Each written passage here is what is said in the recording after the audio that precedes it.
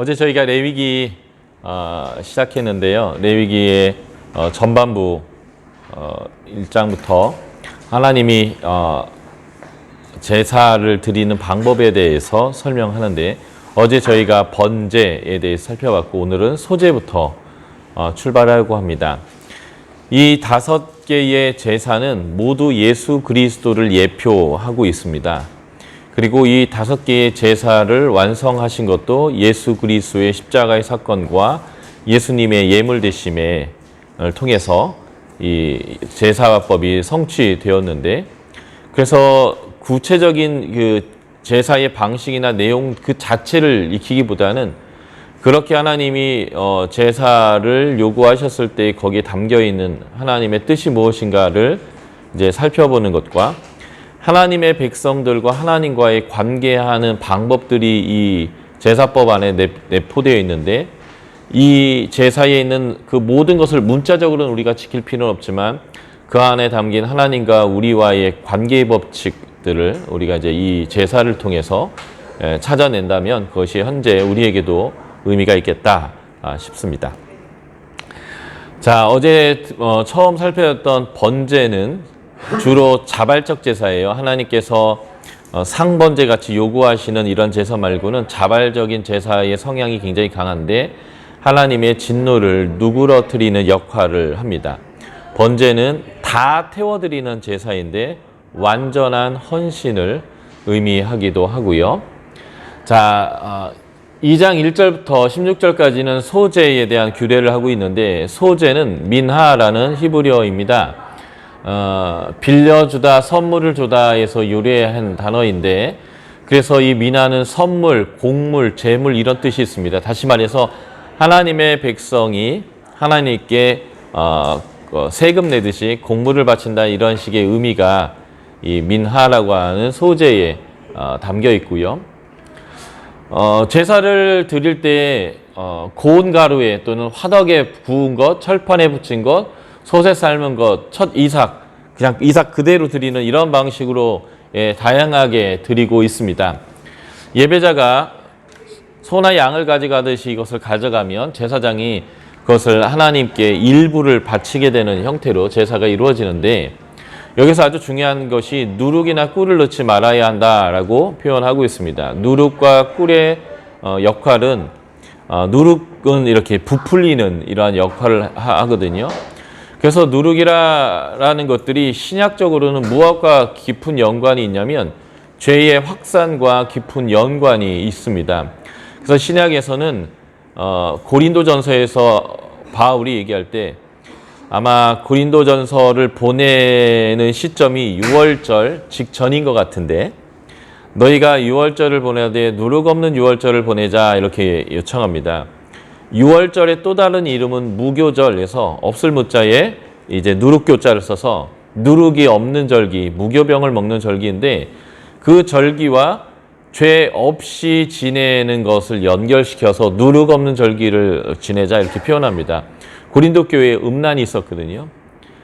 그래서 교회가 이 음란의 문제를 6월절 절기 지나기 전에 해결해라 라고 표현할 때 이 누룩의 확산과 죄의 이미지를 이 무교절과 연결시켜서 누룩 없는 6월절을 지키자, 이렇게 바울이 표현하기도 했고요. 또 하나는 바리새인과 사두개인의 누룩을 조심하라, 예수님이 제자들에게 이렇게 표현하기도 했는데, 이것 다 부정적인 의미에서 그들의 잘못과 죄.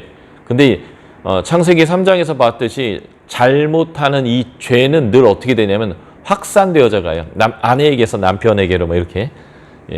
그래서 그러한 의미로서 누룩, 꿀 이런 걸 넣지 말아야 되고, 또 넣어야 될 게 무엇이냐면 소금을 쳐야 된다라고 얘기합니다. 소금이 아주 중요한 역할은 변하지 않게 하는 것인데, 그래서 이제 경상도 가면 안동 간고등어 뭐 이런 게 유명하죠. 이제 생선이 귀하니까 소금 엄청나게 퍼부어가지고 상하지 않도록 이렇게 이제 말린 거에다 소금해가지고 하는 것인데, 소금은 변하지 않는 특성이 있어요. 그래서 고대에는 언약을 맺을 때에 언약 맺는 당사자 사이에다가 소금을 넣고 언약을 맺기도 했다라고 합니다. 이것을 구약 성경에서는 소금 언약이다 이렇게 표현하는데요. 이게 이제 우리 이 약속 변치 말자 이런 의미와 같은 거죠. 그러니까 소금을 하나님께 이제 가미해서 드린다라고 하는 것은 그 하나님 앞에서 변하지 말아야 됨을 이제 표현하는 것인데, 이렇게 해서 태워드리는 제사가 하나님께 향기롭다라고 표현되어져 있습니다. 이 소제의 의미는 번제와 항상 화목제와 함께 드려지는 보조제사의 역할을 하는데요. 하나님께 이제 조공 바치듯이. 그런데 때로는 가난한 사람들의 속죄를 위한 제사의 역할로서 소제도 드려지고 있다라는 것을 이제 우리가 알아야 합니다. 이 부분은 제가 속죄제 얘기할 때 다시 한번 강조하겠지만, 돈이 없어 하나님께 용서받지 못한다라고 하는 거, 이건 참 안타까운 거죠.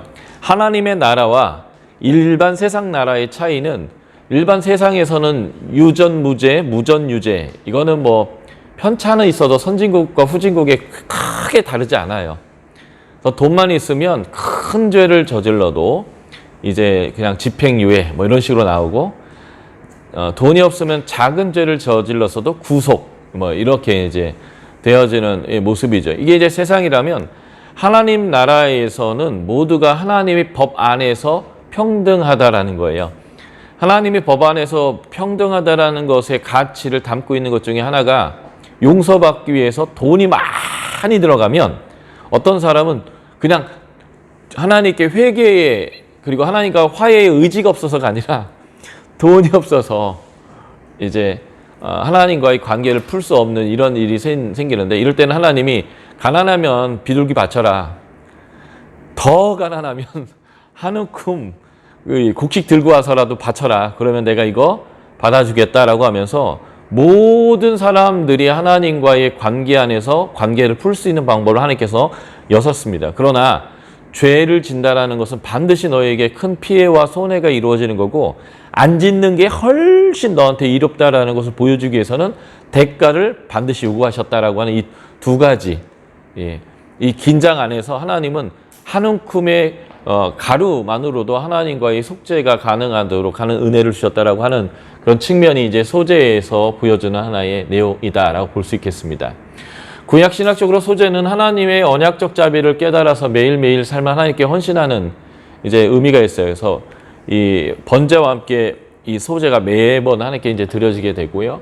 신약에서는 소제는 사람이 노력해서 얻은 산물을 하나님께 드리는 제사로서의 이 소제가, 완전한 인격이신 그리스도께서 그분이 곡식을 완전히 가루내듯이 자신을 깨트려서 하나님께 온전한 헌신을 했다라고 하는 의미와 연결시켰습니다. 그래서 예수님의 이것에 대한 가장 대표적인 표현이 내가 떡이다. 근데 그냥 떡이 아니라 생명을 주는 떡이다라고 했던 이 표현들이 이 소제와 연관시켜서 우리가 신약에서 해석해 볼 필요가 있겠습니다. 그러니까 이 소제 자체도 예수님께서 완성하신 제사가 되는 것이죠.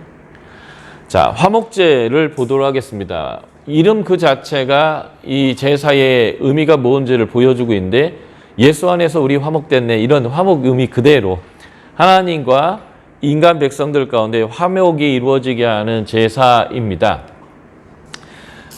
샬람이라는 동사의 기본 어근에서 완전하, 완성하다, 온전하다라는 의미가 있는데, 하나님과의 관계를 풀기 위해서 번제, 속죄제, 속건제 이런 제사를 드리게 되면 이제 하나님과 관계가 엄청 좋아졌어요.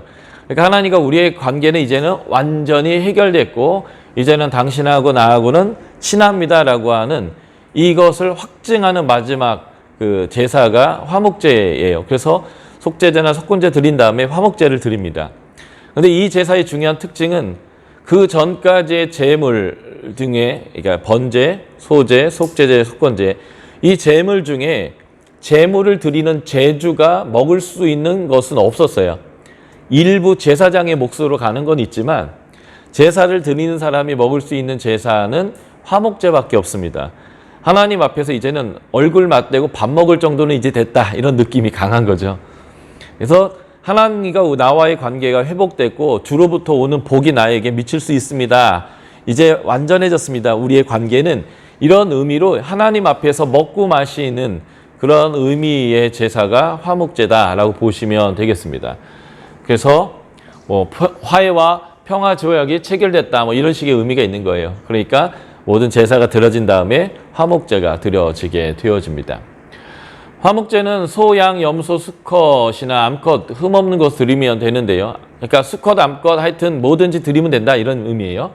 심지어는 화목제의 일부 제사는 흠이 있는 것도 받아줍니다.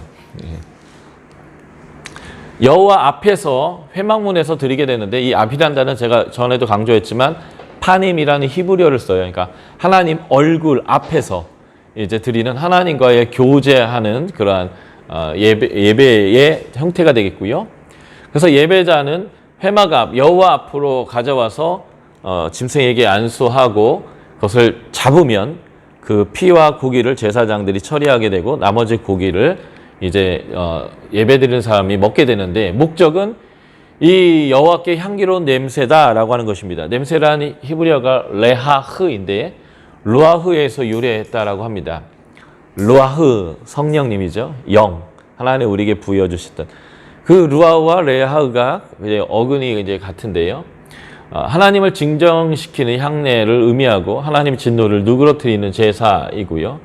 예, 그리고 이것을 여호와께 드리는 우리의 이제 식물이다, 음식이다, 빵이다 이렇게 표현하면서 하나님과 함께 이제 식사하는 그런 형태를 갖게 됩니다. 이 화목제의 구약적인 의미가 있는데 첫 번째는 샬롬, 이 샬롬이 이제 신약에서 헬라에서는 에이레네인데 그냥 평안한 상태를 보여주는 게 아니라 샬롬 히브리어와 에이레네 이 헬라어는 하나님의 통치를 누릴 때 느끼는 그 완전한 평화 있잖아요. 그걸 상징하거든요. 그런 의미와 이 화목제와 연관을 시켜서 보시면 돼요.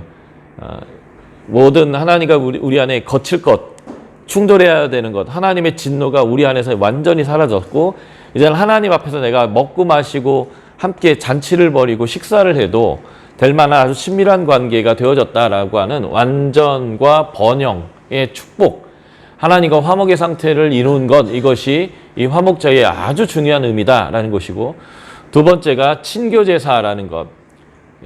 오직 5가지의 제사 중에 화목제만이 하나님 앞에서 같이 먹고 마실 수 있다라는 것인데 여기서 더 놀라운 건 이거예요. 화목제사로 소를 드렸거나 화목제사로 양을 드렸는데요. 소 한 마리 잡으면 한 가족이 다 못 먹습니다. 양도 마찬가지예요. 양 좀만 크면요. 다 못 먹습니다. 저희가 이제 SBS에서 양 한 마리 잡으면 학생 간사들이 그 한 끼 배불리 먹거든요. 다리통 이만씩 하니까요. 다리 4개에 가슴살에 막 꽤 양이 많은데 이 화목제의 제사는요. 당일날 다 먹어치우고 아니면 그 다음날까지 해서 다 먹어치워야 합니다. 그러니까 가족 숫자가 적은 집이 화목제사를 드릴 때는 미치는 거예요. 이걸 다 먹어야 되니까. 안 먹으면 무효예요. 그러니까 이틀 내에 다 먹어치워야 됩니다. 배 터져도 먹어야 되는 거예요. 그러니까 이때 머리 좋은 사람들은 당연히 어떻게 할까요? 사람들 부르는 거예요. 같이 먹자. 그래서 이 화목적 제사는 하나님과 나와의 화목뿐만 아니라 하나님과 나와의 식사뿐만 아니라 이 사람들과의 화목과 식사 교제가 이루어지는 거예요. 그래서 하나님은 제사 드릴 때 레위인과 과부와 고아들을 돌봐라 하는데 그 어려운 일 아니에요. 배 터져 죽느니 주는 게 낫습니다. 그래서 뚝뚝 떼어가지고 가난한 사람들에게 주고 같이 식사로 하고 하는 이러한 형태로 축제가 벌어진다라고 하는 그런 의미에서의 친교적 제사다라고 하는 것을 우리가 보시면 좋겠고요. 세 번째가 완결적 희생제사입니다. 이제 4가지의 제사 드린 다음에 마지막에 드리기 때문에 이걸로 딱 끝나는 거예요. 그래서 하나님과 나의 관계가 완결됐다라고 하는 그 완결의 결과가 샬롬 이 형태가 되는 거고요. 그래서 완결적 희생제사다라고 보시면 좋을 것 같습니다. 예. 저기 신랑 그럼으로부터 가로 결코 함께 저기 이해가 잘. 이 부분이요. 네. 사회적 행사라고 하는 측면은 수직적인 것만이 아니라 수평적인 거여서 여호와하고만 하는 제사가 아니다라는 의미로 이해하시면 될 것 같아요. 예. 그러니까 이제 하나님과만 함께하는 게 아니라 모두와 함께하는 식의 제사가 된다. 이렇게 이해하시면 될 것 같습니다. 신약에서는요, 예수님이 바로 화평이십니다.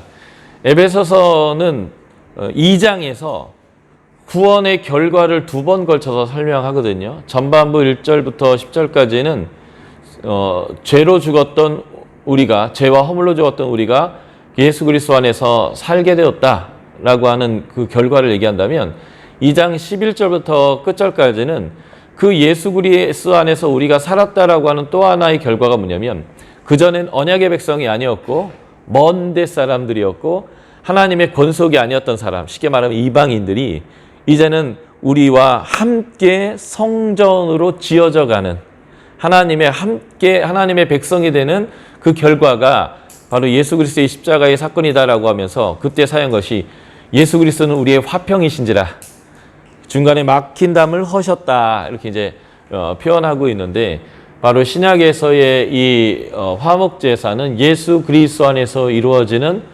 화목을 보여주는 것입니다. 그래서 그리스도인들이 예수의 피로 말미암아 하나님과 화목되어졌다라고 하는 그 결과에 반드시 따라오는 결과는 수평적인 평화가 이루어지는 거예요. 유대인들의 개념으로는 세상을 딱 두 종류로 인간을 분류하거든요. 할례 받은 인간과 할례 받지 못한 개만도 못한 것들. 유대인은 사람, 할례 받지 못하는 사람들은 사람 아닌 것들. 이렇게 이제 구분하는데 이 구분이 예수 그리스도의 십자가의 사건으로 완전히 무너져서 함께 지어져가는 성전으로 바뀌어 버린 거예요. 그렇기 때문에 우리가 허물과 죄로 죽었던 우리가 예수 그리스도의 은혜로 우리의 믿음으로 말미암아 살았다라고 하는 그 의미는 반드시 사람 사이에 화평케 되는 일로 가는 것. 그러니까 한마디로 이 사람이 하나님과 화평케 됐나 아니냐는요, 다른 사람과의 관계를 보면서 이 사람 화평케 됐구나라는 것을 본다는 거예요. 그러니까 기독교인들을 딱 봤을 때 술, 담배 안 하는 걸 딱 보면서 야, 예수 믿는 애들이구나 라고 구분할 수도 있겠지만 그 구분은 명확하지 않은 거라는 거예요.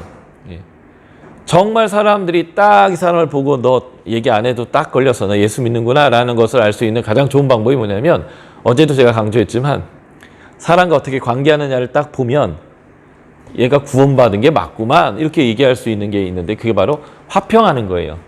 화평하기 위해서는 적극적으로는 사랑을 줘야 되고요. 수동적으로는 용서해 줘야 합니다. 나한테 누군가 죄 졌을 때 그거에 대해서 용서해야 되고요. 그 사람이 나에게 뭘 안 해도 내가 적극적으로 찾아가서 사랑을 부어줘야 하는 것. 이런 것들이 샬롬을 경험한 사람들이 세상 가운데 샬롬을 보여주는 그런 방식이 되는데 이게 이제 신약의 화목제의 영적인 의미다라고 볼 수 있으면 좋겠습니다. 그래서 로마서 12장 18절에서 할 수 있거든 너희로서는 모든 사람과 더불어 화목하라라고 표현합니다. 로마서의 기록 이유는 교회 안에 이방인 기독교인과 유대인 기독교인들이 싸우고 있는 갈등의 상황에서 명령하고 있는 내용이에요. 할 수만 있다면 화목하라고. 이게 바로 구원받은 사람의 모습이라고 복음의 진수를 얘기하는 로마서가 말하는 거예요. 복음이란 무엇인가?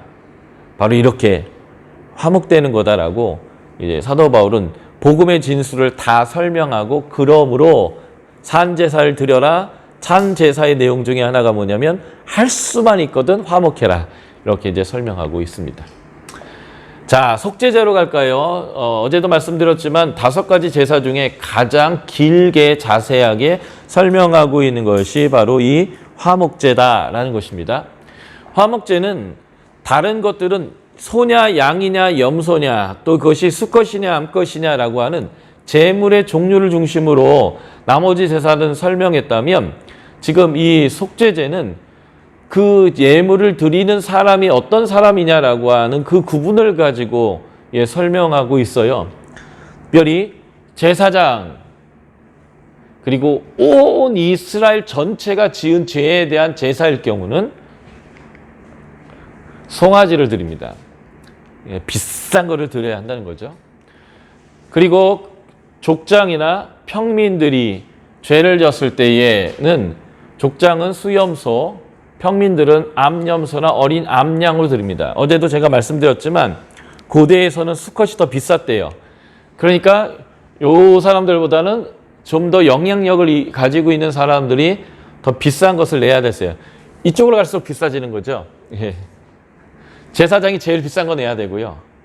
그러니까 어떤 면에서 보면 요즘을 얘기하면 목사님, 종교 지도자와 대통령님, 죄를 졌으면 누구 죄가 더 무겁다라고 얘기하는 걸까요?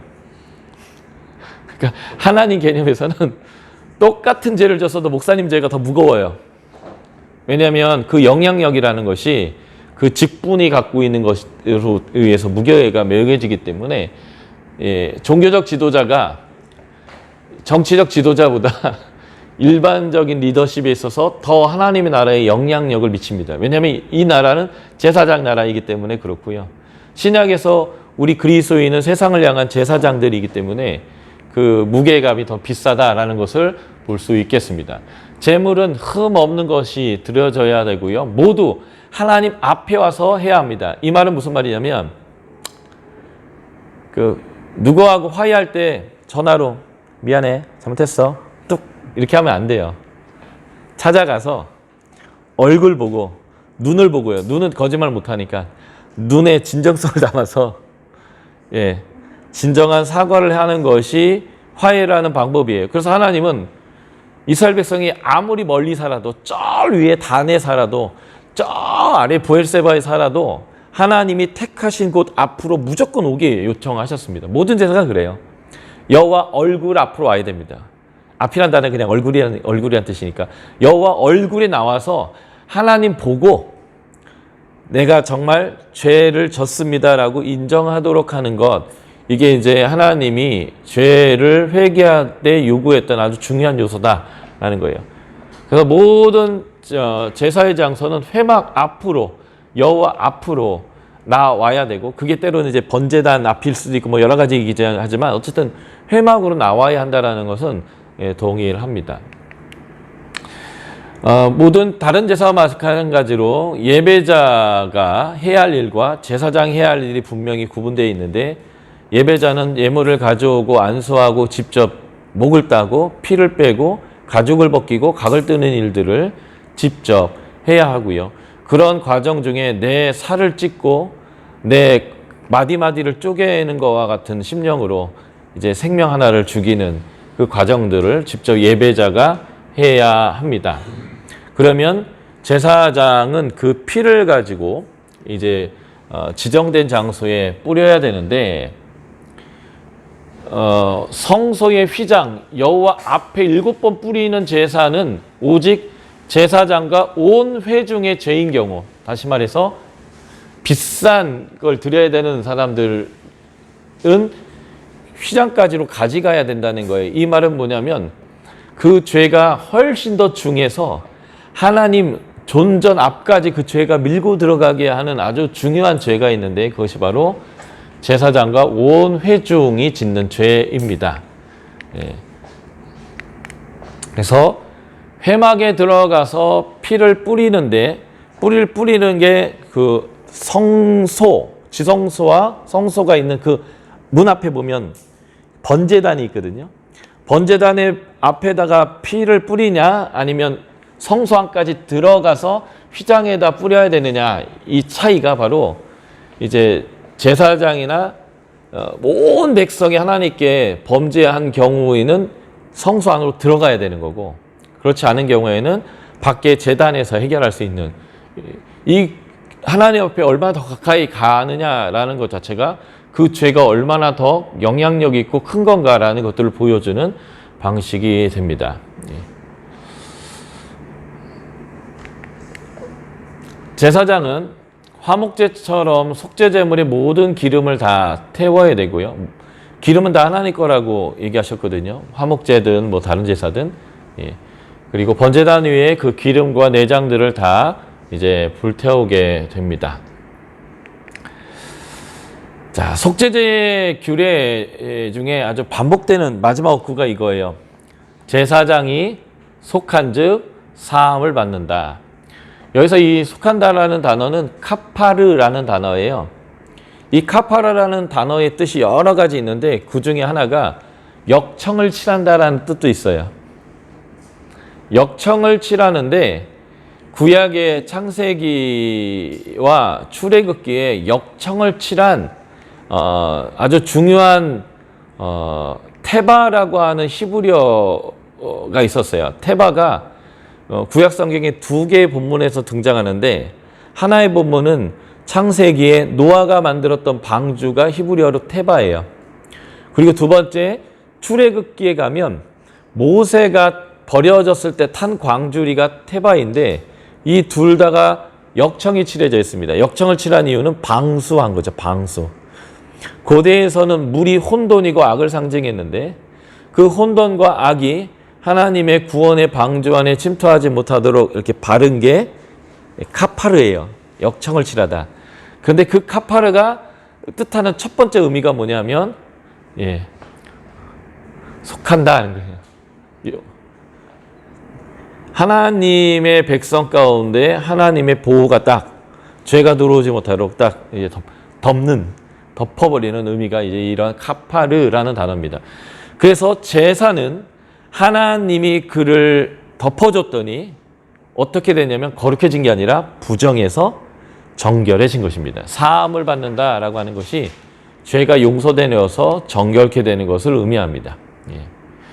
그래서 제사장의 아주 중요한 역할 중에 하나가 뭐냐면, 절차대로 하나님 앞에 자신이 죄인임을 인정하고 하나님이 요구한 제사를 드렸을 때 하나님을 대리해서 내 죄가 사해졌다, 너는 깨끗하다라고 하는 선언을 해주는 것인데, 이게 신약의 기독교인들의 역할이다라는 것입니다. 자, 또 평민의 속죄 중에서도 아주 다양한 케이스 바이 케이스를 다 얘기했어요. 이만큼 하나님이 속죄에 대한 관심이 많아요. 다시 말해서 속죄해주고 싶은 의지가 강하시다는 거예요.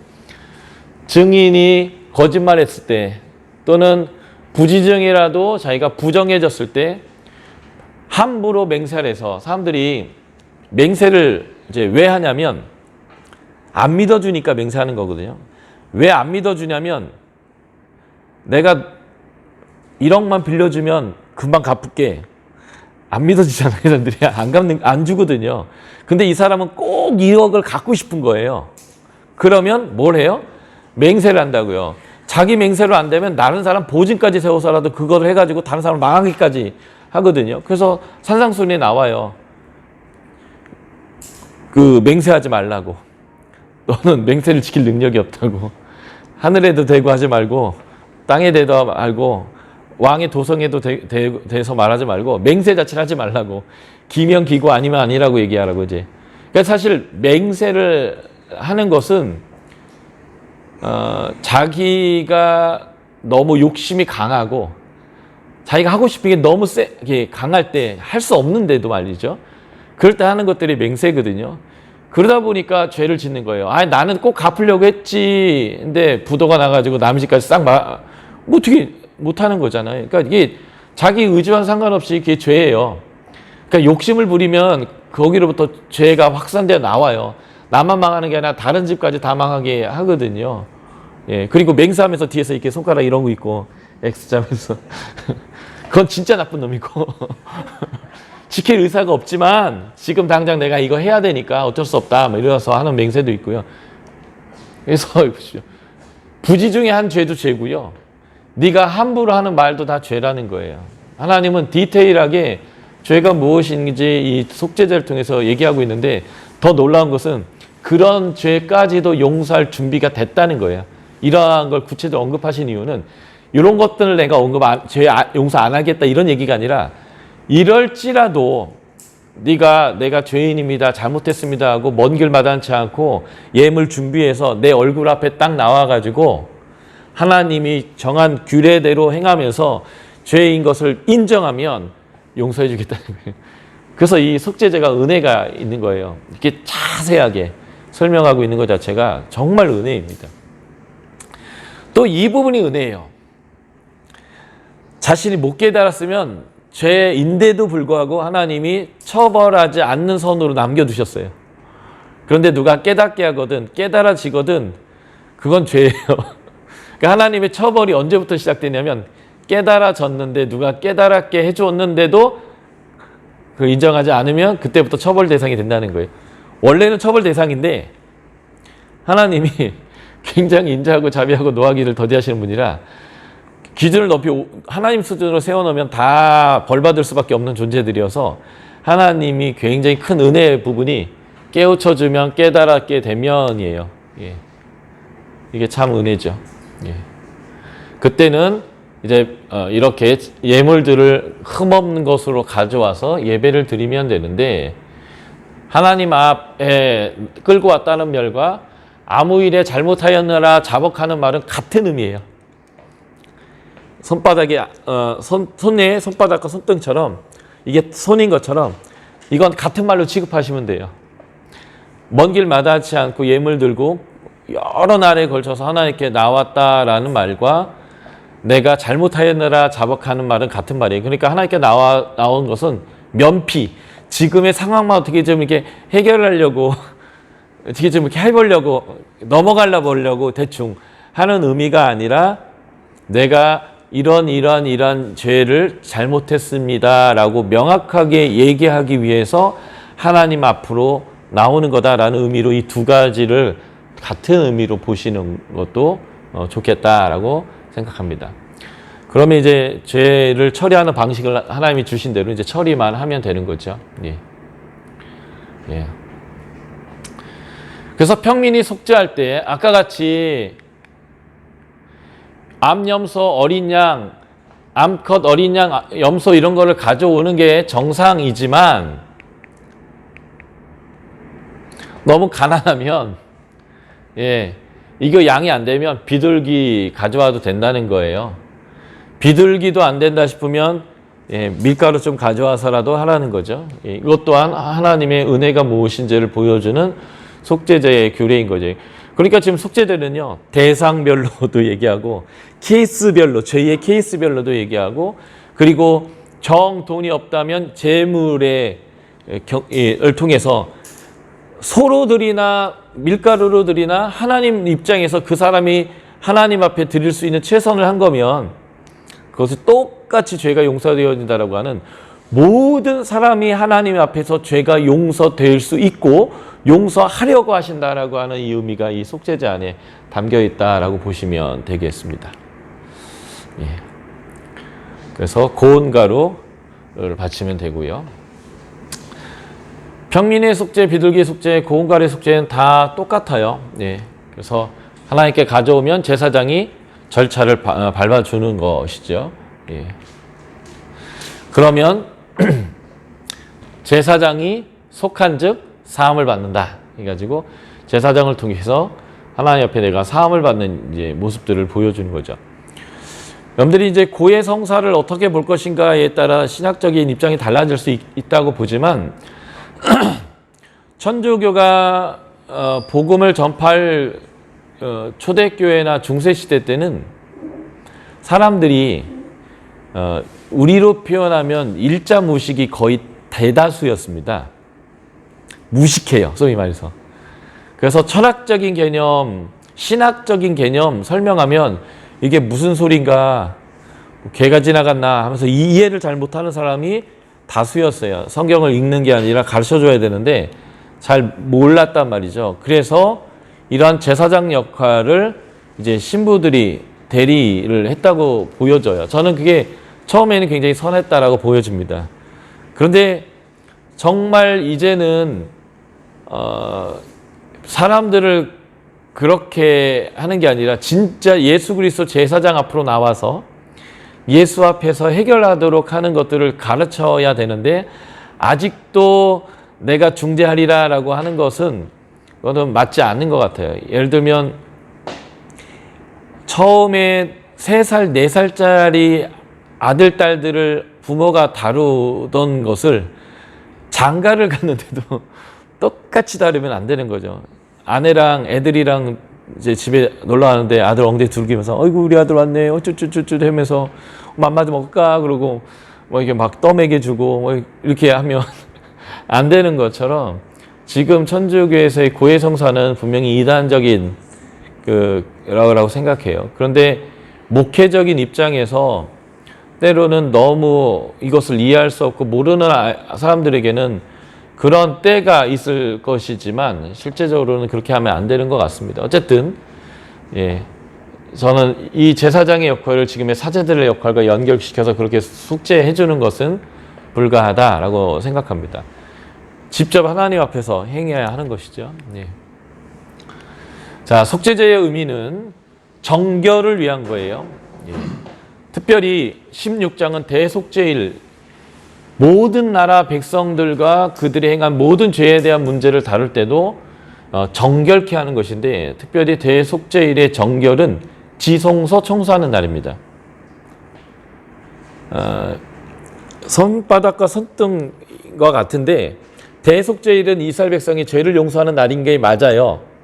근데 이 이스라엘 백성을 죄를 용서하는 방식이 뭐냐면, 하나님이 계시는 지성소를 청소함으로써 그 죄를 용서하는 것입니다. 이게 무슨 연관이 있냐면, 백성들의 죄가 어디까지 밀고 들어오냐면 하나님 계시는 지성소까지 밀고 들어와요.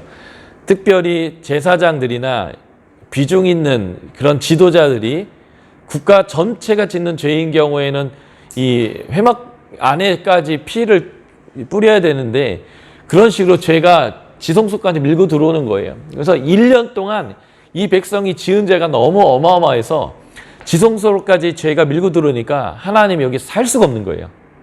하나님이 행할 수 있는 방법 두 개밖에 없어요. 하나는 죄가대로 처벌해서 이놈의 민족을 싹 쓸어버리든지, 또 하나는 하나님이 스스로 진정하기 위해서 그것을 외면하고 안 보시고, 야 제사장 오늘만 허락할 테니까 들어와서 여기다 피 좀 뿌려라.